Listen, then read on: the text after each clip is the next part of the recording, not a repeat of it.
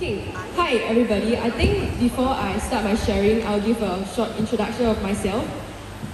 My name is Yining. I'm 19 years old this year. As Mr. Lee said, I graduated in 2017. So I started P1 12 years ago.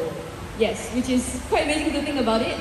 After Red Swas, I went on to Diamond High for 6 years. So that was both my secondary school and my JC.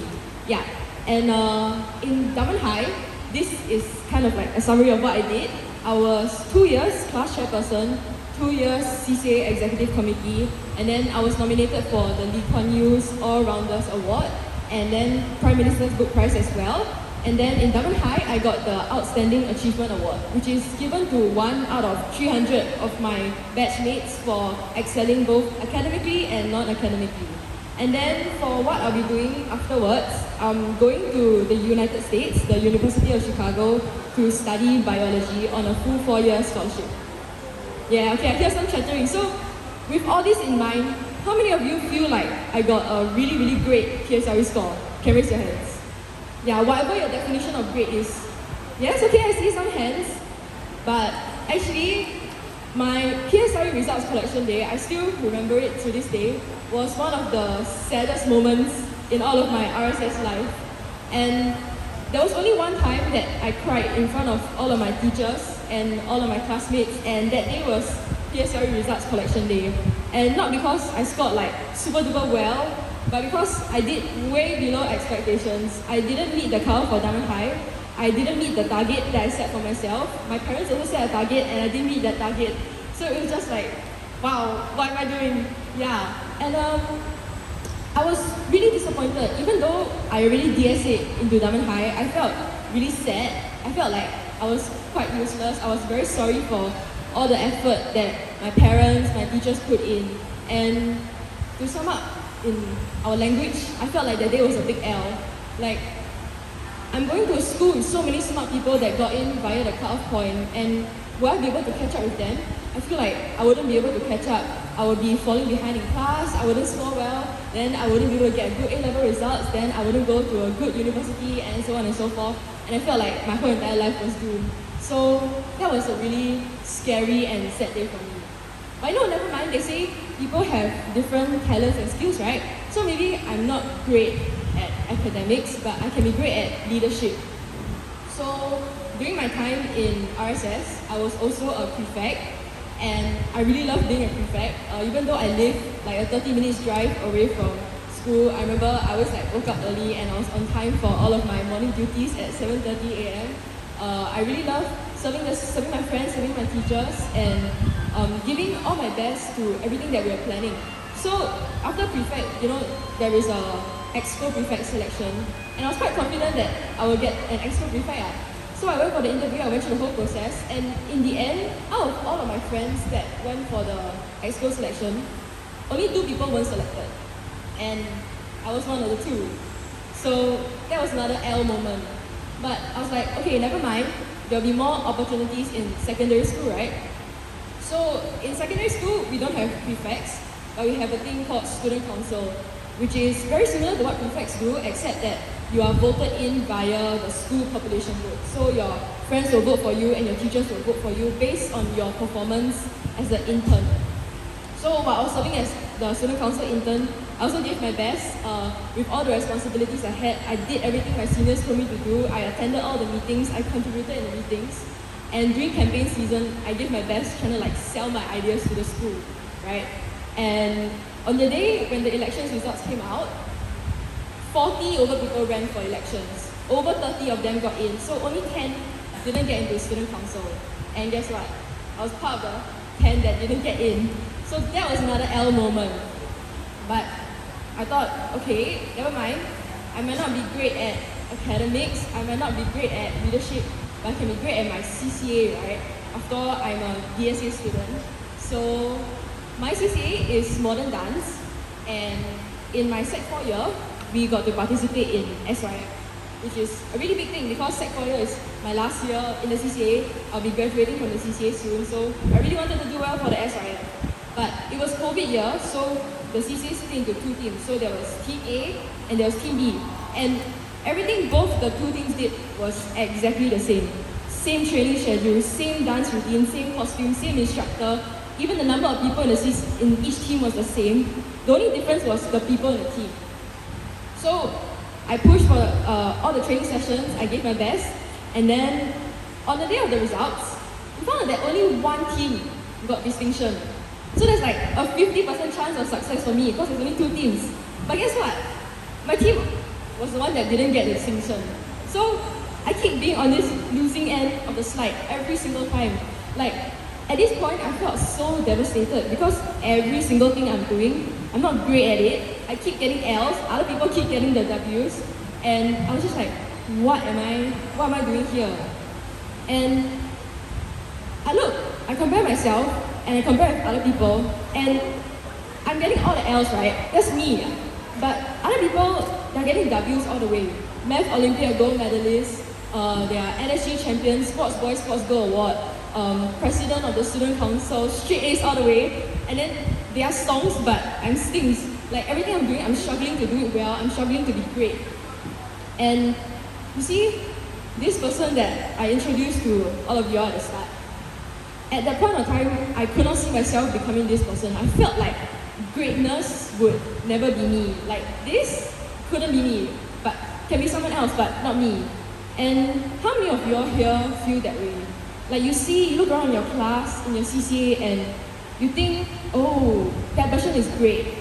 That girl in my CCA is great. That boy in my class is great. But you never think of yourself as great because you're just like average, or you feel like you're bad at what you do. And for a very long time, I felt that way. Like, I'll just be an average student. I'll be an average leader, average CCA person, and I won't be great in anything that I do. And I kept having that thought until one day when I was playing a mobile game called Arena of Valor, which is a mobile game very similar to Mobile Legends. So how many of you here are Mobile Legends players? Yeah, I see a few of you, so you know what I'm talking about. So in this game that I play the support. This is what it looks like for those of us who are not sure. So in this game, I play a support character, and what my job is to do as a support is to heal my teammates. I need to boost them as they fight the enemies in front. So that's my job. And in my impression, I always felt like a support character like this would never be able to get the most valuable player award, right? Because it is the slowest, it moves the slowest, it does the least damage, cannot kill anybody, cannot really do anything. So in my mind, I was like, every time I play this, I'm never gonna get an MVP. Until one day, I got this result. So my team is on the left, the blue one, and you can see we lost 17 versus 25. We lost the match, but the character that I was playing got losing MVP. Yeah, losing MVP. And for those who are not familiar, in every match that you play, you will have a winning MVP and a losing MVP. And I always found that very funny because what does MVP stand for? Right? Most valuable player. So most valuable player. Technically there should only be one player that's most valuable player, but then you have losing MVP, which is me. So I was thinking about it, like why? Why am I losing MVP? I didn't do the most damage. I didn't destroy the most towers. But what did I do? I had the most assists, right? So what an assist is basically like, I heal my teammates the most, I support them the most.